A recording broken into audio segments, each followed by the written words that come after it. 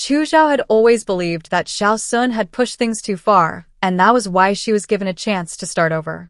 She thought this second life existed, so she could make up for the regrets of her past life, seek justice for herself and her father, who had died under false accusations, and make the cold-blooded Xiao Xun personally taste the same heart-wrenching pain he once forced upon her.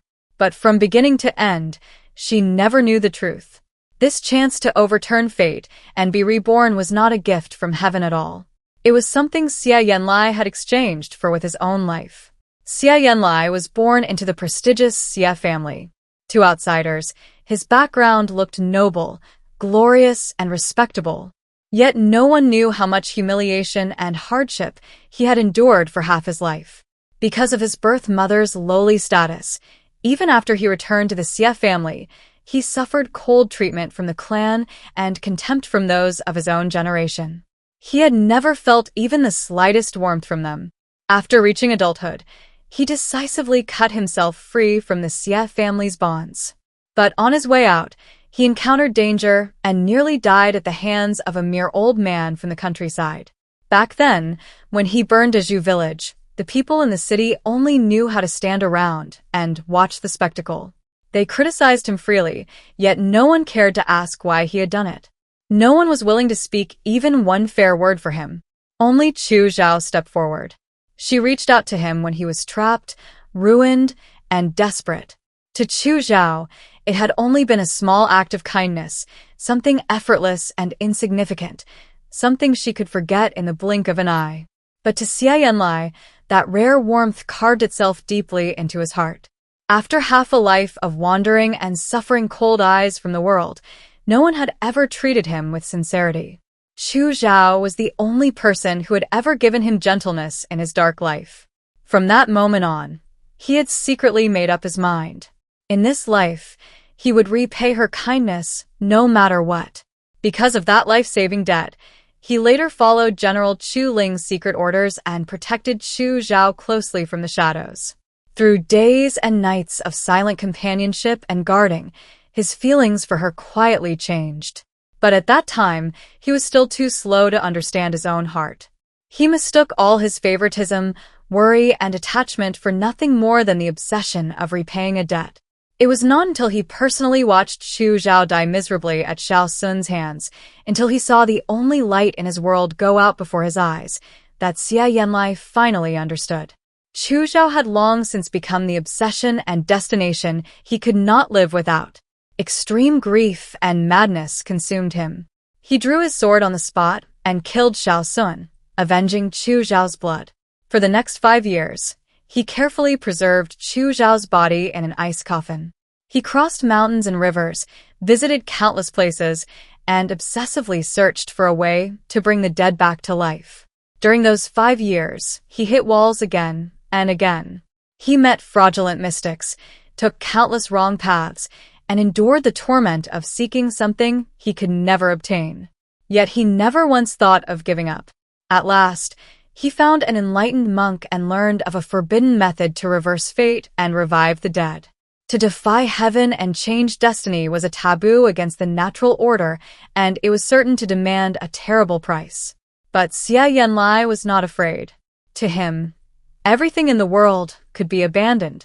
Whether he had to exhaust the rest of his lifespan, suffer 10 years of unbearable torment, or stake his lives across every reincarnation, as long as Chu Zhao could return to the world of the living, he was willing to do it without regret. Chu Zhao was reborn as he wished. She returned to the eve of her wedding with Xiao Xun, escaping the calamity that had killed her in her previous life and changing the fate of her own death. But the gears of fate were still cruel. She was able to save herself after rebirth, yet she still could not break free from destiny completely. In the end, she failed to protect her father. She failed to change the tragic outcome of Chu Ling being secretly murdered by Xiao Xun. In her previous life, Chu Zhao had been deceived until the moment she died. She did not know who her father truly was. She did not know the real reason her husband had married her. She did not know that her entire family had been calculated against until nothing was left. After rebirth, Chu Zhao seemed like an entirely different person. Her former obedience, weakness, and constant attempts to please others were all thrown away. When she saw Xiao Xun again, she no longer lowered her head. Some people thought she hated Xiao Xun only because he had poisoned her once. But that was only the smallest piece of the truth. The first truth was about who her father really was. In her previous life, Chu Zhao had lived inside a huge misunderstanding. She thought her father, Chu Ling, was a general disliked by the emperor. Because of that, she could not lift her head among the noble women of the capital. Her aunt complained between the lines that her father had dragged the Chu family down. After she married Xiao Xun, things became even worse. When she could not sleep at night, it was not the sleeplessness of happiness. Her mind was filled with thoughts like, "I am not worthy of him, and I have burdened him again." A woman could not even straighten her back in front of her own husband. What filled her days was not love, but guilt. That was not marriage. It was atonement. But what was the truth? After her rebirth, Deputy General Zhong lowered his voice and told her that once the general handled matters at the border commandery, he would resign from office, return to the capital, reunite with his daughter, and never be separated from her again. Only later did Chu Zhao learn that Chu Ling appeared to be just a general on the surface, but in truth, he was the leader of the Longwei army, a pillar of the nation personally entrusted by the late emperor. Her father had not been cast aside because he was useless. He had withdrawn to avoid the blades and storms of the imperial court. Her father's illness affected the safety of the entire border army. In her previous life, she had resented her father for so long, only to discover in the end that she had hated the wrong person. At last, she understood that she was not the daughter of a criminal official. Her father was one of the most remarkable men under heaven. The second truth came from the heart-piercing words she overheard. Chu Zhao hid inside the wall cabinet of the study and personally heard the conversation between Xiao Xun and her uncle, Chu Lan. The cabinet was dark and narrow. She curled up inside, not daring to breathe too loudly. Outside, the candle burned with soft crackling sounds. Xiao Xun's voice was calm and unhurried, as if he were discussing an ordinary business deal. Xiao Xun told Chu Lan that the person who had come to look for him that day had only remembered Chu Ling's merits after using him. But Xiao Xun was different. He truly intended to make use of Chu Lan. Once the matter succeeded, Chu Lan would no longer be merely Chu Ling's elder brother in Xiao Xun's eyes. He would become a trusted minister. The meaning was clear. Only by following Xiao Xun would Chu Lan have a future. Following Chu Ling would give him nothing. Xiao Xun was Chu Lan's ladder to power. Then Xiao Xun added that he was Chu Lan's ladder to the heavens and invited him to step onto that ladder together and rise. The words sounded pleasant. But how were they supposed to rise? By stepping on her father's bones. By stepping on her entire lifetime of happiness. Chu Zhao stayed hidden inside the wall cabinet and swallowed those words again and again. Only then did she realize that becoming empress in her previous life had been nothing but a transaction from beginning to end. The military power in her father's hands was the piece of meat Xiao Xun and Chu Lan both wanted. Chu Zhao herself was merely the dish placed on the table. The love she believed in, her husband's helplessness, her uncle's innocence, all of it had been naked exchange of interests. That completely shattered the last trace of illusion she still held toward Xiao Xun. It also allowed her to see the true faces of those so-called relatives. In this life, the way Chu Zhao looked at Xiao Xun changed. It was no longer cautious flattery.